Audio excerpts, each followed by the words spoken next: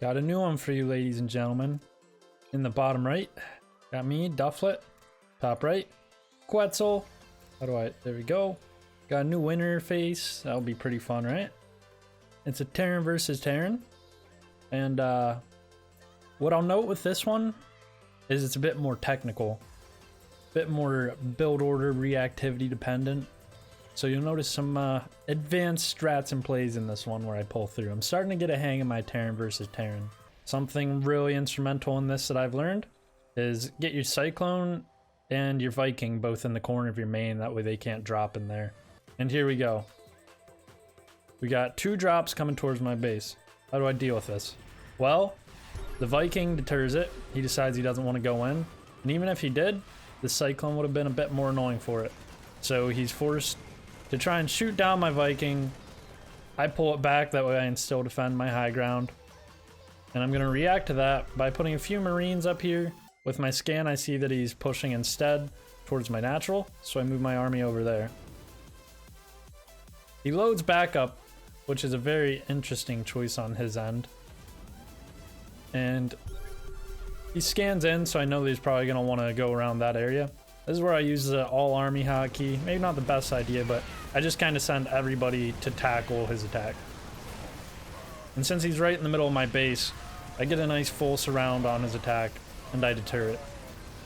After that, oh, Viking getting that nice medevac snipe. But after that, I continue to macro up.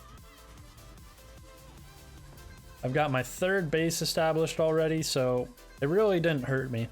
It could have been a lot less if I didn't have that Viking there, which is why I like making a Viking before I make the reactor on my starport. It's kind of standard practice, but I'm still learning what standard practice is and how to use it. That's the same thing with having that Cyclone. It's pretty useful early game before getting your first tank out. Now I'm continuing on tank production because if I've learned anything about Terran versus Protoss, see how caught up I'm in that. The one thing that I've learned about Terran versus Terran is the more tanks, the better. And now I'm getting upgrades. Got combat shield going, stim pack, +1 attack for my Marines. I'm continuing my full suite. What else I've learned during this game is I'm really trying to keep all my production facilities going. Eventually I'm gonna have too many barracks and production facilities in general, and that's where I'm kind of learning to prioritize certain units. Because in an ideal world, all of your production facilities are probably going, I'd guess, but I'm not that great at the game, so I'm gonna usually have a bit more resource facilities or production facilities than I really need. And so to handle that, I've been focusing in Terran versus Terran for tanks and for medevacs and for Vikings. I haven't made my Vikings yet because I'm trying to get a steady supply of medevacs going. And now I'm expanding my 3rd. Another thing I've tried to do is 1, expand into the corner right here. That way I have a full 3-piece. I can defend all sides of my base. Another thing I've learned is keep your defensive army kind of around the middle.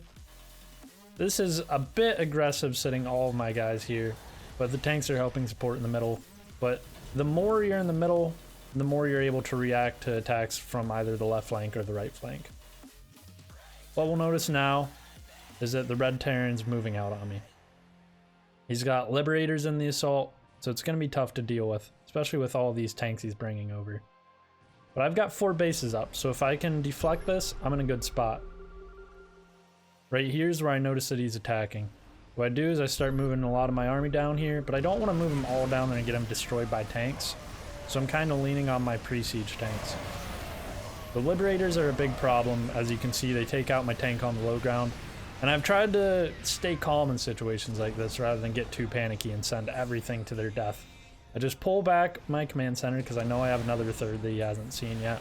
And I'm focusing on my macro. You can see I've got 2 factories up now. I find that I really like that. That way I can really churn out tanks because it's just such a good unit against Terran. He also tries to siege up on my tank. Good thing I'm making Vikings, so it's going to deter it. It's not going to completely keep me safe. The tank dies, but that's when my spread of my tanks helps. So I've got a tank over here up on that ramp to keep him from assaulting straight up it. He's going to push up on me though, but since I have tanks churning out, I have 2 more to replace. I siege both of these tanks immediately because I caught them coming out to their rally point, and because of that, I'm able to kill that assaulting Marine force. Now I just gotta hold this high ground. I move my Vikings up a little bit. I notice he's trying to shift north, possibly to my other base.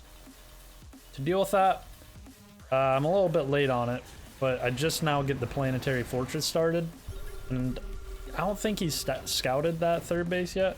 We look at his vision, he hasn't. And if I can figure out, there we go, back to what I've got going.